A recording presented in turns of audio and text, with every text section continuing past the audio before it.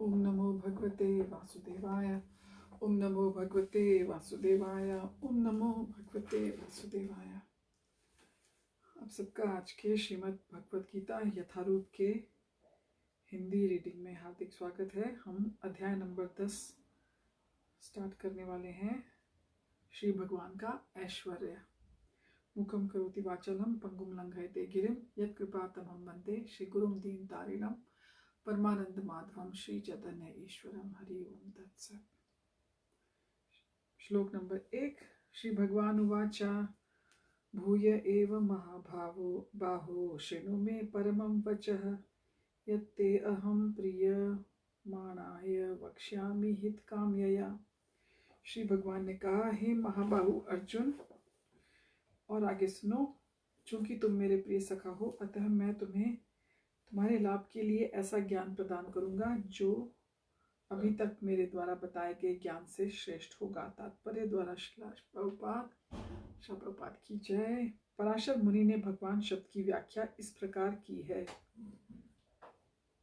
जो पूर्ण रूप से षड ऐश्वर्यों, संपूर्ण शक्ति, संपूर्ण यश, संपूर्ण धन, संपूर्ण ज्ञान, संपूर्ण सौंदर्य और संपूर्ण त्याग से युक्त है, वह भगवान है। जब कृष्ण इस धराधाम में थे तो उन्होंने 6 ऐश्वर्यों का प्रदर्शन किया था। फलतः पराशर जैसे मुनियों ने कृष्ण को भगवान रूप में स्वीकार किया है। अब अर्जुन को कृष्ण अपने ऐश्वर्यों तथा कार्य का और भी गुह्य ज्ञान प्रदान कर रहे हैं। इसके पूर्व 7वें अध्याय से प्रारंभ करके वे अपनी शक्तियों और उनके कार्य करने के विषय में बता चुके हैं। अब इस अध्याय में वे अपने ऐश्वर्यों का वर्णन कर रहे हैं। पिछले अध्याय में उन्होंने दृढ़ विश्वास के साथ भक्ति स्थापित करने में अपनी विभिन्न शक्तियों के योगदान की चर्चा स्पष्टतया की है। इस अध्याय में पुनः वे अर्जुन को अपनी सृष्टियों और विभिन्न ऐश्वर्यों के विषय में बता रहे हैं। ज्यों ज्यों भगवान के विषय में कोई सुनता है, त्यों त्यों वह भक्ति में रमता जाता है। मनुष्य को चाहिए कि भक्तों की संगति में भगवान के विषय में सदा श्रवण करे, इससे उसकी भक्ति बढ़ेगी। भक्तों के समाज में ऐसी चर्चाएं केवल उन लोगों के बीच ही हो सकती हैं जो सचमुच कृष्ण भावनामृत यानी कि कृष्णा कॉन्शियस में इच्छुक हों। ऐसी चर्चाओं में अन्य लोग भाग नहीं ले सकते। भगवान अर्जुन से स्पष्ट शब्दों में कहते हैं कि चूंकि तुम मुझे अत्यंत प्रिय हो, अतः तुम्हारे लाभ के लिए मैं ऐसी बातें कह रहा हूँ। श्लोक नंबर 2। न मे विदु सुरगणा प्रभवं न महर्षयः अहमादिर्हि देवानां महर्षीणां च सर्वशः। न तो देवतागण मेरी उत्पत्ति या ऐश्वर्य को जानते हैं और न ही महर्षि गण ही जानते हैं, क्योंकि मैं सभी प्रकार से देवताओं और महर्षियों का भी कारण स्वरूप यानी कि सोर्स हूँ। तात्पर्य, जैसा कि ब्रह्म संहिता में कहा गया है कि भगवान कृष्ण ही परमेश्वर हैं, उनसे बढ़कर कोई नहीं है, वे समस्त कारणों के कारण हैं। यहाँ पर भगवान स्वयं कहते हैं कि वे समस्त देवताओं और ऋषियों के कारण हैं। देवता और महर्षि तक कृष्ण को नहीं समझ पाते। जब वे उनके नाम या उनके व्यक्तित्व को नहीं समझ पाते तो इस शूद्र लोक के तथा कथित विद्वानों के विषय में क्या कहा जा सकता है। कोई नहीं जानता कि परमेश्वर क्यों मनुष्य रूप में इस पृथ्वी पर आते हैं और ऐसे विस्मयजनक असामान्य कार्यकलाप करते हैं। तब तो ये समझ लेना चाहिए कि कृष्ण को जानने के लिए विद्वत्ता आवश्यक नहीं है। बड़े बड़े देवताओं और ऋषियों ने मानसिक चिंतन द्वारा कृष्ण को जानने का प्रयास किया, किंतु जान नहीं पाए। श्रीमद् भागवत में भी स्पष्ट कहा गया है कि बड़े से बड़े देवता भी भगवान को नहीं जान पाते। जहाँ तक उनकी अपूर्ण इंद्रियां पहुँच पाती हैं, वहीं तक वे सोच पाते हैं और निर्विशेषवाद के ऐसे विपरीत निष्कर्ष को प्राप्त होते हैं जो प्रकृति के तीनों गुणों द्वारा व्यक्त नहीं होता, या कि वे मन चिंतन द्वारा कुछ कल्पना करते हैं, किंतु इस तरह के मूर्खतापूर्ण चिंतन से कृष्ण को समझा नहीं जा सकता। यहाँ पर भगवान अप्रत्यक्ष रूप में ये कहते हैं कि यदि कोई परम सत्य को जानना चाहता है तो लो भगवान के रूप में मैं यहाँ हूँ, मैं परम भगवान हूँ। मनुष्य को चाहिए कि इसे समझे। यद्यपि अचिंत्य भगवान को साक्षात रूप में कोई नहीं जान सकता, तो भी वे विद्यमान रहते हैं। वास्तव में हम सच्चिदानंद रूप कृष्ण को तभी समझ सकते हैं जब भगवद गीता तथा श्रीमद् भागवत में उनके वचनों को पढ़ें। जो भगवान में की अपरा शक्ति में है, उन्हें ईश्वर की अनुभूति किसी शासन करने वाली शक्ति या निर्विशेष ब्रह्म रूप में होती है, किंतु भगवान को जानने के लिए दिव्य स्थिति में होना आवश्यक होता है। चूंकि अधिकांश लोग कृष्ण को उनके वास्तविक रूप में नहीं समझ पाते, अतः वे अपनी अहेतुकी कृपा से ऐसे चिंतकों पर दया दिखाने के लिए अवतरित होते हैं। ये चिंतक भगवान के असामान्य कार्यकलापों के होते हुए भी भौतिक शक्ति यानी कि माया से कलमशग्रस्त होने के कारण निर्विशेष ब्रह्म को ही सर्वश्रेष्ठ मानते हैं। केवल भक्तगण ही हैं जो भगवान की शरण पूर्णतया ग्रहण कर चुके हैं, भगवत कृपा से समझ पाते हैं कि कृष्ण सर्वश्रेष्ठ हैं। भगवत भक्त निर्विशेष ब्रह्म की परवाह नहीं करते, वे अपनी श्रद्धा और भक्ति के कारण परमेश्वर की शरण ग्रहण करते हैं और कृष्ण की अहेतुकी यानी कि कॉजलेस कृपा यानी कि मर्सी से ही उन्हें प्राप्त समझ पाते हैं। अन्य कोई उन्हें नहीं समझ पाता। अतः बड़े से बड़े ऋषि भी स्वीकार करते हैं कि आत्मा या परमात्मा तो वह है जिसकी हम पूजा करते हैं। श्लोक नंबर 3। यो माम जमनांदी च वेत्ति लोक महेश्वरम असमूढ़ समर्थ्येषु सर्व पापैः प्रमुच्यते। जो लोग मुझे अजन्मा अनादि समस्त लोकों के स्वामी के रूप में जानता है, मनुष्यों में केवल वही मोह रहित और समस्त पापों से मुक्त होता है। तात्पर्य, जैसा कि 7वें चैप्टर के 3rd श्लोक में कहा गया है, मनुष्याणाम सहस्रेषु कश्चित् द्यतति सिद्धये। जो लोग आत्म साक्षात्कार के पद तक उठने के लिए प्रयत्नशील होते हैं, यानी कि सेल्फ रियलाइजेशन के लिए कोशिश करते हैं, वे सामान्य व्यक्ति नहीं हैं। वे उन करोड़ों सामान्य व्यक्तियों से श्रेष्ठ हैं जिन्हें आत्म साक्षात्कार का ज्ञान नहीं होता, किंतु जो वास्तव में अपनी आध्यात्मिक स्थिति को समझने के लिए प्रयत्नशील होते हैं, उनमें से वही श्रेष्ठ है। जो ये जान लेता है कि कृष्ण ही भगवान है, प्रत्येक वस्तु के स्वामी और अजन्म है, यानी कि वो जन्म नहीं लेते, वो हमेशा हैं, इटर्नल है, वही सबसे अधिक सफल अध्यात्म ज्ञानी है। जब वह कृष्ण की परम स्थिति को पूरी तरह समझ लेता है, उसी दशा में वह समस्त पाप कर्मों से मुक्त हो पाता है।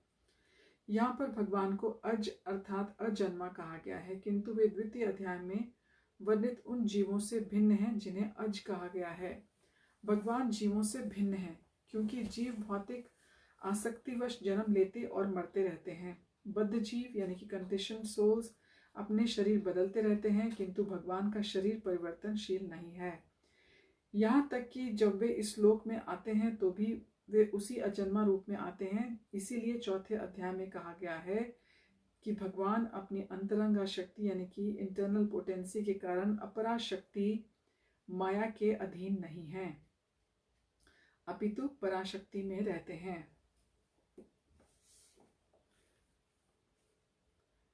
यानी कि वो मटेरियल एनर्जी में नहीं, वो स्पिरिचुअल, भगवान टोटली स्पिरिचुअल, भगवान की बॉडी, भगवान 100% स्पिरिचुअल हैं, उनकी हमारी तरह मटेरियल बॉडी नहीं है।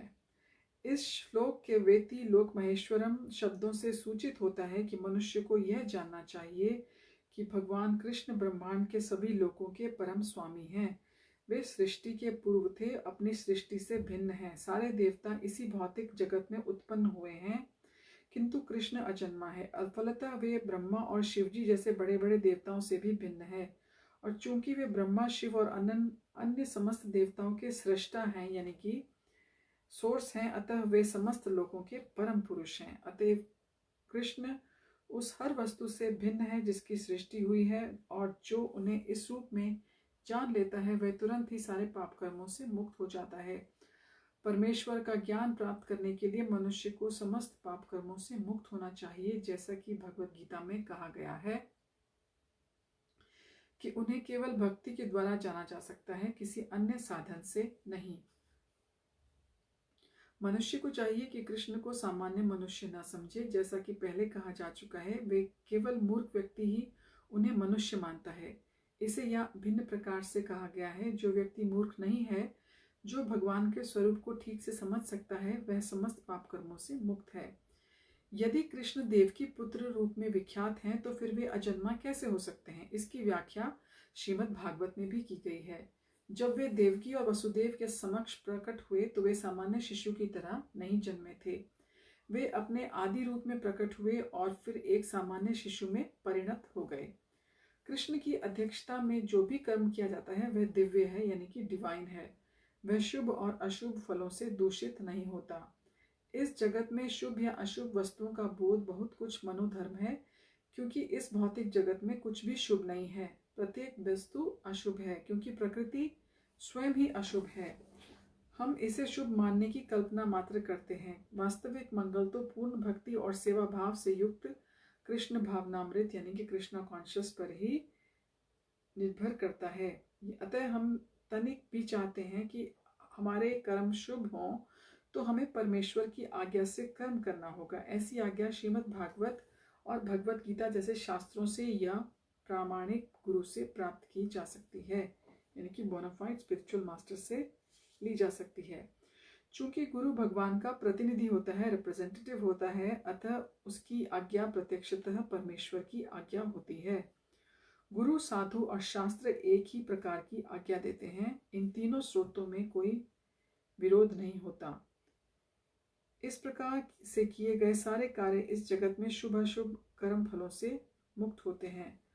कर्म संपन्न करते हुए भक्त की दिव्य मनोवृत्ति वैराग्य की होती है, जिसे संन्यास कहते हैं। जैसा कि भगवत गीता के 6 अध्याय के प्रथम श्लोक में कहा गया है कि जो भगवान का आदेश मानकर कोई कर्तव्य करता है और जो अपने कर्म फलों की शरण ग्रहण नहीं करता, अनाश्रित कर्म फलम, वही असली सन्यासी है। जो भगवान के निर्देशानुसार कर्म करता है, वास्तव में सन्यासी और योगी वही है। केवल सन्यासी या छद्म योगी के वेश में रहने वाला व्यक्ति नहीं। श्लोक नंबर 4 और 5। बुद्धिर्ज्ञान सम्मोहः क्षमा सत्यम दमः शमः सुखम दुखम भावो अभावो भयम चाभयमेव च अहिंसा समता तुष्टि स्तपोदानम यशो अयशः भवन्ति भावा भूतानां मत्तः एव पृथग विधा। बुद्धि, ज्ञान, संशय और मोह से युक्त, क्षमा भाव, सत्यता, इंद्रिय निग्रह, मन निग्रह, सुख और दुख, जन्म मृत्यु, भय अभय, अहिंसा, समता, तुष्टि, दप, दान, यश और अपयश, जीवों के ये विविध गुण मेरे ही द्वारा उत्पन्न हैं। भगवान ने कह रहे हैं अर्जुन को। तात्पर्य, जीवों के अच्छे या बुरे गुण कृष्ण द्वारा उत्पन्न है और यहाँ पर उनका वर्णन किया गया है। बुद्धि का अर्थ है नीर क्षीर विवेक करने वाली शक्ति, और ज्ञान का अर्थ यानी कि वाटर और मिल्क को जो सेपरेट कर सके, जैसे बोलते हैं ना, आत्मा और पदार्थ को जान लेना। विश्वविद्यालय की शिक्षा से प्राप्त सामान्य ज्ञान मात्र पदार्थ से संबंधित रहता है, यानी कि यूनिवर्सिटी की जो होती है एजुकेशन, वो सारी मोस्टली मटेरियल लेवल पर ही होती है। यहाँ इसे ज्ञान नहीं स्वीकार किया गया। ज्ञान का अर्थ भगवद गीता में है आत्मा और भौतिक पदार्थ के अंतर को जानना, यानी कि मैटर और स्पिरिट में डिफरेंस जानना। आत्मा, सोल और मटेरियल वर्ल्ड की जो डिफरेंस है, उसको ज्ञान भगवद गीता मानती है। आधुनिक शिक्षा में आत्मा के विषय में कोई ज्ञान नहीं दिया जाता, केवल भौतिक तत्वों और शारीरिक आवश्यकताओं पर ध्यान दिया जाता है। फलस्वरूप शैक्षिक ज्ञान पूर्ण नहीं है। असम्मोह अर्थात संशय और मोह से मुक्ति तभी प्राप्त हो सकती है जब मनुष्य झिझकता नहीं और दिव्य दर्शन को समझता है। वह धीरे धीरे निश्चित रूप से मोह से मुक्त हो जाता है, अटैचमेंट से डिटैच हो जाता है। हर बात को सतर्कता पूर्वक ग्रहण करना चाहिए। आंखें मूंदकर कुछ भी स्वीकार नहीं करना चाहिए। क्षमा का अभ्यास करना चाहिए। मनुष्य को सहिष्णु होना चाहिए और दूसरों के छोटे छोटे अपराध क्षमा कर देने चाहिए। सत्यम का अर्थ है कि तथ्यों को सही रूप से अन्यों के लाभ के लिए प्रस्तुत किया जाए। तथ्यों को तोड़ना मरोड़ना नहीं चाहिए, यानी कि फैक्ट्स को ऐसे ही रहने देना चाहिए। सामाजिक प्रथा के अनुसार कहा जाता है कि वही सत्य बोलना चाहिए जो अन्यों को प्रिय लगे, किंतु यह सत्य नहीं है। सत्य को सही सही रूप में बोलना चाहिए, जिससे लोग समझ सकें कि सच्चाई क्या है। यदि कोई मनुष्य चोर है और यदि लोगों को सावधान कर दिया जाए कि अमुक व्यक्ति चोर है, तो यह सत्य है। यद्यपि सत्य कभी कभी अप्रिय होता है, किंतु सत्य कहने में संकोच नहीं करना चाहिए। सत्य की मांग है कि तथ्यों को यथारूप में लोकहित के लिए प्रस्तुत किया जाए। यही सत्य की परिभाषा है। दमह का अर्थ है इंद्रियों के व्यर्थ विषय भोग में ना लगाया जाए। इंद्रियों की समुचित आवश्यकताओं की पूर्ति का निषेध नहीं है। इंद्रियां यानी कि जो हमारी जो सेंसेस हैं, इनको बिना मतलब के लिए हमको एंजॉयमेंट में ही नहीं हमेशा इस्तेमाल करना चाहिए अपनी। किंतु अनावश्यक इंद्रिय भोग आध्यात्मिक उन्नति में बाधक है। फलतः इंद्रियों के अनावश्यक उपयोग पर नियंत्रण रखना चाहिए। उसी प्रकार मन पर भी अनावश्यक विचारों के विरुद्ध संयम रखना चाहिए। इसे शम कहते हैं। मनुष्य को चाहिए कि धन अर्जन के चिंतन में ही सारा समय न गंवाए। वह चिंतन शक्ति का दुरुपयोग है। मन का उपयोग मनुष्यों की मूल आवश्यकताओं को समझने के लिए किया जाना चाहिए और उसे ही प्रमाण पूर्वक प्रस्तुत करना चाहिए। शास्त्र मर्मज्ञों, साधु पुरुषों, गुरुओं और महान विचारकों की संगति में रहकर विचार शक्ति का विकास करना चाहिए। जिस प्रकार से कृष्ण भावनामृत के आध्यात्मिक ज्ञान के अनुशीलन में सुविधा हो, वही सुखम है। इसी प्रकार दुखम वह है जिससे कृष्ण भावनामृत के अनुशीलन में असुविधा हो। जो कुछ कृष्ण भावनामृत के विकास के अनुकूल हो उसे स्वीकार करें और जो प्रतिकूल हो, जो अनफेवरेबल हो, उसका परित्याग करें। भव अर्थात जन्म का संबंध शरीर से है। जहाँ तक आत्मा का प्रश्न है, वह न तो कभी उत्पन्न होता है न मरता है। इसकी व्याख्या हम भगवत गीता के प्रारंभ में कर चुके हैं। जन्म और मृत्यु का संबंध इस भौतिक जगत में शरीर धारण करने से है। भय तो भविष्य की चिंता से उद्भूत है। कृष्ण भावनामृत में रहने वाला व्यक्ति कभी भयभीत नहीं होता, क्योंकि वह अपने कर्मों के द्वारा भगवत धाम को वापस जाने के प्रति आश्वस्त रहता है। फलस्वरूप उसका भविष्य उज्जवल होता है। किंतु अन्य लोग अपने भविष्य के विषय में कुछ नहीं जानते। उन्हें इसका कुछ ज्ञान नहीं होता कि अगले जीवन में क्या होगा। फलस्वरूप वह निरंतर चिंताग्रस्त रहते हैं। यदि हम चिंता मुक्त होना चाहते हैं तो सर्वोत्तम उपाय यही है कि हम कृष्ण को जानें और कृष्ण भावनामृत यानी कि कृष्णा कॉन्शियसनेस में निरंतर स्थित रहें। इस प्रकार हम समस्त भय से मुक्त रहेंगे। श्रीमद् भागवत में 11th कैंटो के 2nd चैप्टर के 37 श्लोक में कहा गया है, भयम द्वितीया भिनिवेशतः स्यात्। भय तो हमारे मायापाश में फंस जाने से ही उत्पन्न होता है। किंतु यदि माया के जाल से मुक्त है, जो आश्वस्त है कि वे शरीर नहीं है अपितु भगवान के आध्यात्मिक अंश हैं और वे भगवत भक्ति में लगे हुए हैं, उन्हें कोई भय नहीं रहता। उनका भविष्य अत्यंत उज्जवल है। यह भय तो उन्हीं व्यक्तियों की अवस्था है जो कृष्ण भावनामृत में नहीं है। अभयम तभी संभव है जब कृष्ण भावनामृत में रहा जाए। अहिंसा का अर्थ होता है कि अन्यों को कष्ट न पहुंचाए जाए। जो भौतिक कार्य अनेकानेक राजनीतिज्ञों, समाज शास्त्रियों, परोपकारियों द्वारा किए जाते हैं, उनके परिणाम अच्छे नहीं निकलते, क्योंकि राजनीतिज्ञों और परोपकारियों के में दिव्य दृष्टि नहीं होती। वे ये नहीं जानते कि वास्तव में मानव समाज के लिए क्या लाभप्रद है। अहिंसा का अर्थ है कि मनुष्य को इस प्रकार से प्रशिक्षित किया जाए कि इस मानव देह का पूरा पूरा उपयोग हो सके। मानव देह आत्म साक्षात्कार के हेतु मिली है। अतः ऐसी कोई संस्था या संघ जिससे उद्देश्य की पूर्ति में प्रोत्साहन न हो, मानव देह के प्रति हिंसा करने वाला है। जिससे मनुष्यों के भावी आध्यात्मिक सुख में वृद्धि हो, वही अहिंसा है। समता से राग द्वेष से मुक्ति द्योतित होती है। न तो अत्यधिक राग अच्छा होता है और न अत्यधिक द्वेष। इस भौतिक जगत को राग द्वेष से रहित होकर स्वीकार करना चाहिए। जो कुछ कृष्णा कॉन्शियसनेस को संपन्न करने में अनुकूल है उसे ग्रहण करें और जो प्रतिकूल है उसका त्याग कर दें। यही समता है।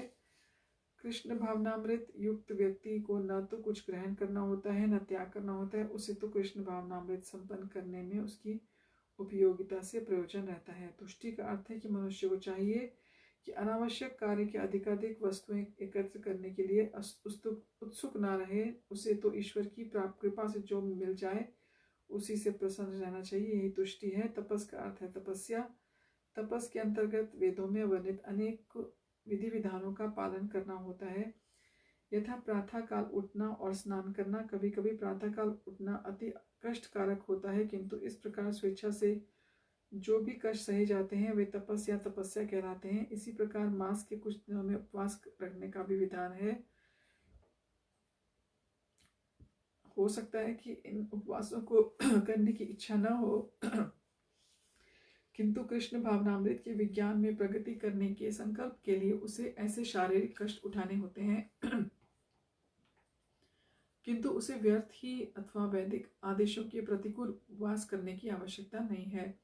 उसे किसी राजनीतिक उद्देश्य से उपवास नहीं करना चाहिए। भगवद गीता में इसे तामसी उपवास कहा गया है तथा किसी भी ऐसे कार्य से जो तमोगुण या रजोगुण में किया जाता है आध्यात्मिक उन्नति नहीं होती, किंतु सतोगुण में रहकर जो भी कार्य किया जाता है वह समुन्नत बनाने वाला है। अतः वैदिक आदेशों के अनुसार किया गया उपवास आध्यात्मिक ज्ञान को समुन्नत बनाता है।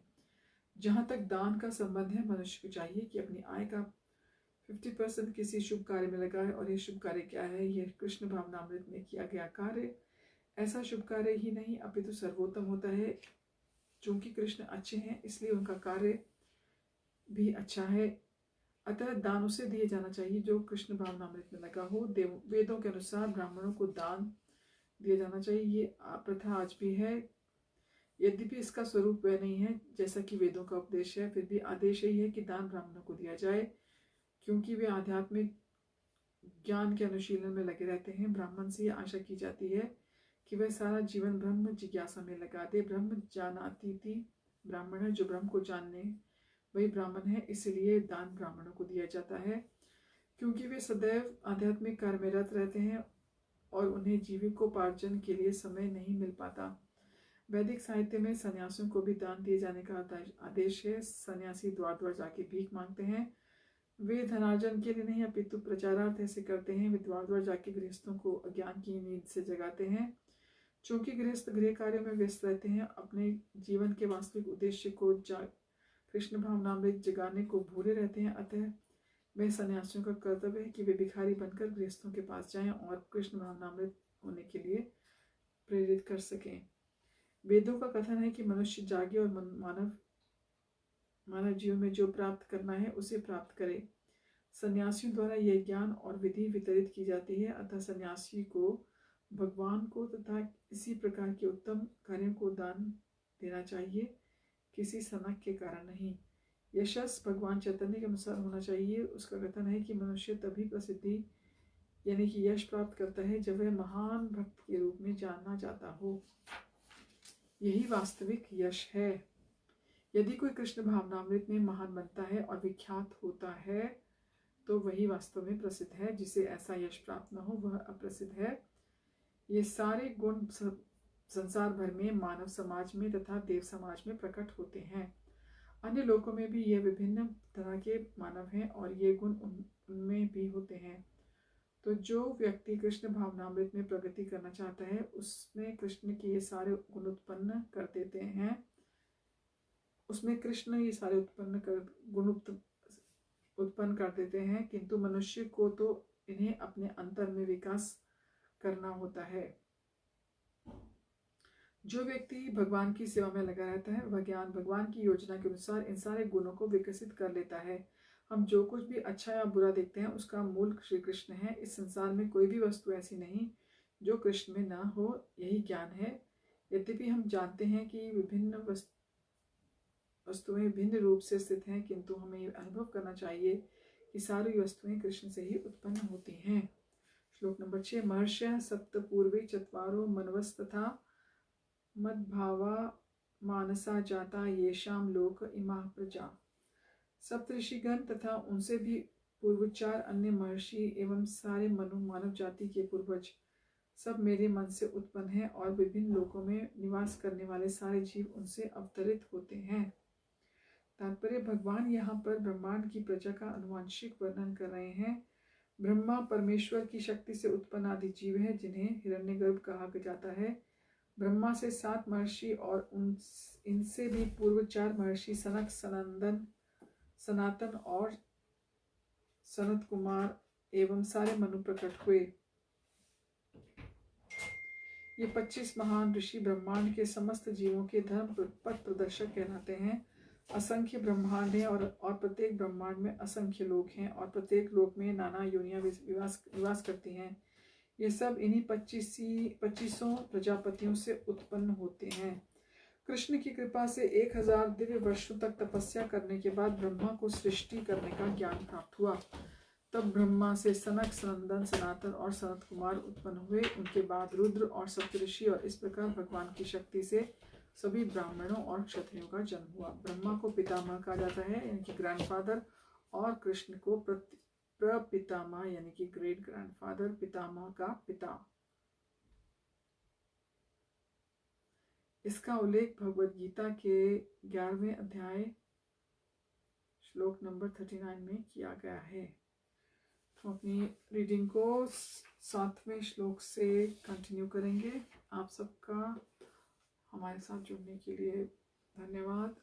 आप सबको कृष्ण जन्माष्टमी की बहुत बहुत शुभकामनाएं।